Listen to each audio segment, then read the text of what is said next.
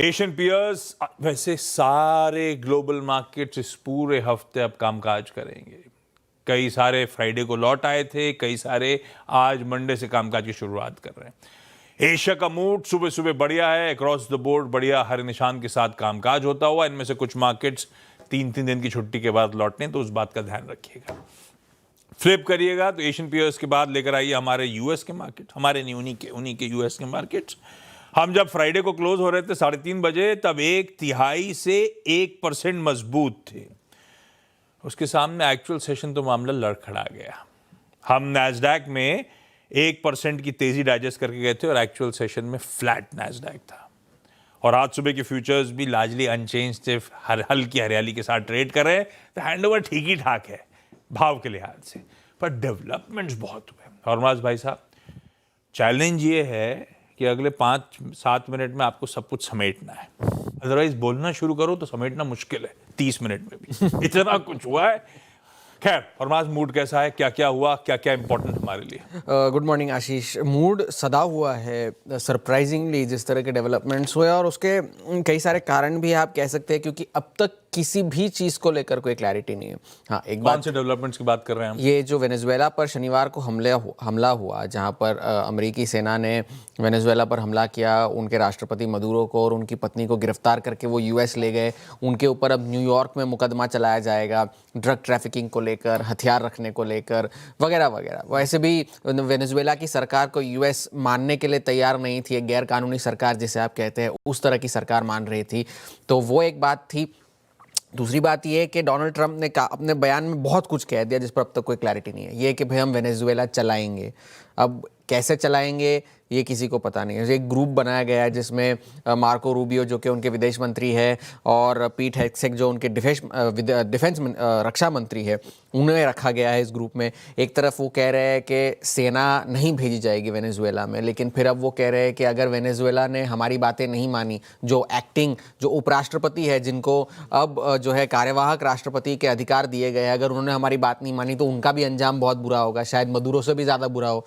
Cuba जो है collapse होने की कगार पर है, मेक्सिको का हमें कुछ करना पड़ेगा। बहुत सारी बातें कही उन्होंने, लेकिन सबसे बड़ी बात उन्होंने तेल को लेकर के कही कि वेनेजुएला के सारे जो तेल के एसेट्स हैं वो अब यूएस के कंट्रोल में है, और सारे जो यूएस की बड़ी बड़ी तेल कंपनियां हैं वो जाकर वहाँ पे निवेश करेंगे और वहाँ के एनर्जी इंफ्रास्ट्रक्चर को ठीक करेंगे। वेनेजुएला सिग्निफिकेंट इसलिए भी है क्योंकि उनके पास दुनिया में सबसे ज़्यादा ऑयल रिजर्व्स है, $300 बिलियन के, खबरों की माने तो। और अगर भाव देखें तो $300 बिलियन के बैरल का मतलब है लगभग 17 ट्रिलियन डॉलर की कीमत है उनकी। उसके अलावा फिर उनके पास नेचुरल गैस के रिजर्व्स है, सोना है, आयरन ओर है, वगैरह वगैरह। तो ये सारे मतलब बिलियंस और ट्रिलियंस का मामला है।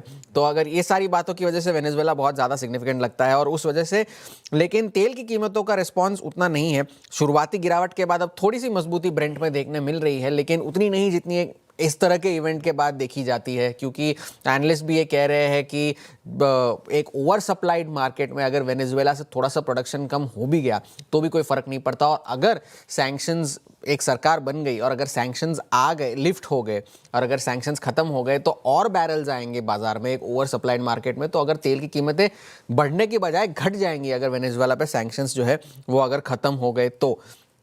ये सारी बातें हैं। अब तक विपक्ष की नेता जो है मरिया कोरिना मचाडो, जिन्होंने अभी अभी शांति पुरस्कार जीता था नोबेल का, उनको डोनाल्ड ट्रंप ने ये कह दिया कि भाई वो सरकार चलाने लायक है नहीं, क्योंकि उनका ना वहाँ कोई समर्थन है, ना उनकी कोई रिस्पेक्ट है।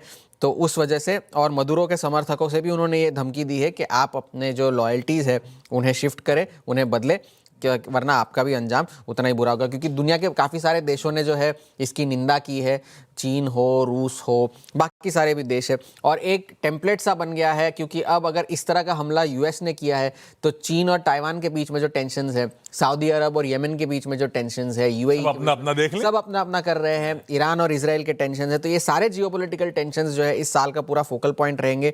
और इस पूरे हफ्ते में काफ़ी सारे डेटा पॉइंट्स भी यूएस के बाजार में आने हैं। बाजार का रिएक्शन फिलहाल तो सदा हुआ है, लेकिन अगर क्लैरिटी जब आए तेल को लेकर के, सोने को लेकर के, फिर शायद जाकर के बाजार कोई डायरेक्शन ले। ये सब डेवलपमेंट्स, इवन ईरान के लिए भी फ्राइडे इवनिंग को स्टेटमेंट्स आ गए थे ट्रंप साहब के कि वो जो प्रोटेस्ट चल रहे हैं, प्रोटेस्टर्स के अगेंस्ट में अगर ईरानियन सरकार ने कोई भी एक्शन लिया तो we will come to rescue them. हर जगह इंटरवेंशन, जोर जबरदस्ती, गजब जोर जबरदस्ती है। वेनेजुएला में घुस के उसके प्रेसिडेंट को न्यूयॉर्क ले जा रहे हैं, वहाँ पे ट्रायल करेंगे। आरोप यह है कि ड्रग ट्रैफिकिंग का मामला है और चाहिए सारा कच्चा तेल, सारा तेल का खेल है। खैर इस पे जाऊंगा तो बहुत अंदर घुसता चले आऊँगा। उस अटैक से पहले, अटैक नहीं कहेंगे, क्या कहते हैं उसको, घुस के आ गए तो इन्वेजन से पहले कुछ ही घंटों पहले चाइना के इन्वॉइस के साथ मुलाकात भी कर रहे थे मदुरो साहब।